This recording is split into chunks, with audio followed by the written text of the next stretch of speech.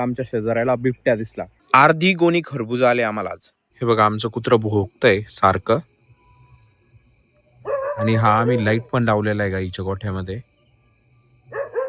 आणि कुत्रं त्या साईडला भोगतोय. आता लांब आहे ते दिसत नाहीये व्हिडिओमध्ये, पण खूप भोगतंय ते. जवळपास 1-1.5 तासापासून भोगतंय. आत्ताच माझं काम झालं आणि मी बाहेर आलो होतो तर बघतोय तो त्याच साईडला भोगतोय ते.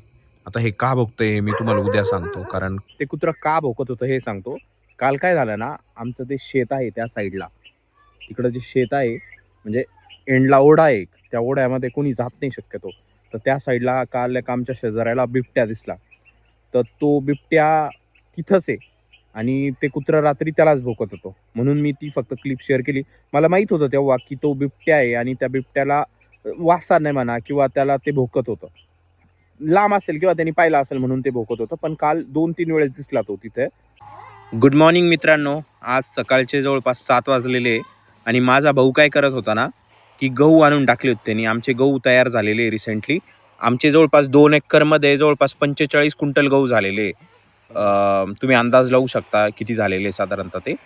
तर आता गहू हे फिल्टर करून आणलेले. म्हणजे फिल्टर म्हणजे काय, त्याच्यामधला कचरा, दगड किंवा माती हे सर्व फिल्टर करून आणलेले मशीनवरून. आणि आता ते वाळायला टाकलेले. हे सुकून द्यायचे व्यवस्थित 1-2 दिवस आणि नंतर कोठ्या आहे मोठमोठ्याल्या त्याच्यामध्ये भरून ठेवायचे. तर याच्यामुळे हे म्हणजे वाळायला टाकतोय आम्ही गच्चीवर. गच्चीवर पण याच्यामुळे टाकतोय, आमची तर भरपूर मुलं आहे, ते गव्हासोबत खेळू शकतात जर पटांगणात टाकले तर, आणि त्याची माती त्याच्यामध्ये जाऊ शकते म्हणून हे वरतीच टाकलेले. आता ध्रुव इथं गोणी खोलायचा प्रयत्न करतोय पण त्याला काही जमत नाही. तो एका साईडनी कापतो तो, पण तो दोरा काही निघत नाही त्याच्याच्यानी. बघा तुम्ही आता. मग मी घेतली ती हातामध्ये गोणी आणि मग मी तो दोरा काढला आणि गहू हे बघा असा एकदम आल्लद निघतो तो. असा ओढला का हे बघा,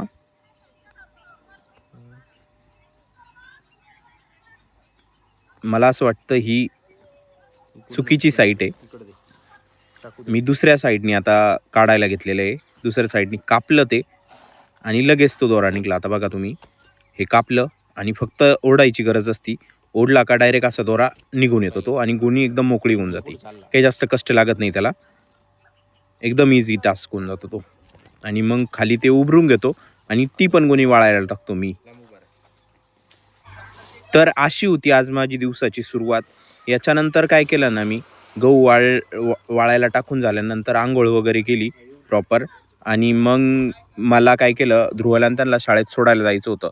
मग त्यांना घेतलं आणि शाळेत सोडायला गेलो. त्याच्या आधी काय केलं ना, मी जेवण तयार झालेलं होतं. आज जेवणामध्ये होतं त्यांना आज डब्यात हे आळूची वडी आणि चपाती. पाटावर आलो आम्ही आणि पाटावर आल्यानंतर काय झालं ना, पाटाचं पाणी आत्ताच जस्ट गेलेलं आहे. मी मागच्या काही व्हिडिओमध्ये दाखवलं होतं तुम्हाला की पाटाला रोटेशन आलेलं आहे.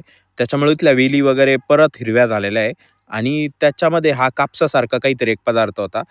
बेसिकली त्याच्यामध्ये त्यांचं बी असतं आणि त्या हलक्या होऊन मग ते बीज प्रसारण होत असतं. तर आम्ही लहानपणी पण हे भरपूर खेळायचो. यांना आम्ही म्हाताऱ्या म्हणायचो आणि ध्रुवंते पण याला म्हाताऱ्याच म्हणतात. तर मग त्यांनी घेत होते हातामध्ये आणि फुकत होते त्याला. मग ते भरपूर उंच उडतं, एकदम मजा येते. आम्ही लहानपणी भरपूर खेळलेलो आहे. आता इथं रुची काय करते, तिला परत घ्यायचंय तिच्या हाताने. मला भीती वाटत होती, मी नको नको म्हणत होती तिला, पण तिने काही माझं ऐकलं नाही. तिने घेतलं आणि ती आता फुकून दाखवलं आपल्याला की म्हणजे हवा तोंडाने फुकायची त्याच्यावर, मग ते भरपूर उंच उंच उडतं. हे बघा, त्यांना पण मजा येत होती. इनफॅक्ट आम्ही लहान जेव्हा होतो तेव्हा भरपूर खेळायचो या अशा. एक निळी रुई असती किंवा पांढरी रुई असती. मी मागे एक व्हिडिओ बनवलेला आहे बघा, निळ्या रुईचा आणि पांढऱ्या रुईचा. तर त्याच्यातूनही असंच निघतं. आता मी त्यांना सोडून आलो शाळेमध्ये. डिप्पीच डायरेक्ट जळती बघा, कारण सध्या लोड भरपूर राहतो डिप्पीवर. पाणी भरायचं काम चालू राहतं, त्याच्यामुळे डायरेक्ट जळालेलं आहे. फ्यूज जिथून टाकतो ना आपण तेच जळालेलं आहे. मग मी माझ्या चुलत्याची तर गेलो आणि नंतर मी चाललो आता माझ्या मित्राकडे. माझ्या मित्राची तर आलो तुम्ही. आणि ही त्यांनी मेथी वाळू घातलेली. आता ही मेथीची शेंग आहे आणि ही जर चुरगळली ना, सो हे अशी मेथीचं बी आलेलं आहे. मेथीचं बी. तिथून मी घरी आलो. घरी येऊन मस्तपैकी जेवण वगैरे केलं आणि जेवण झाल्यानंतर हे घरचंच रामफळ खातोय मी आता, जे की भरपूर गोड होतं खाण्यासाठी.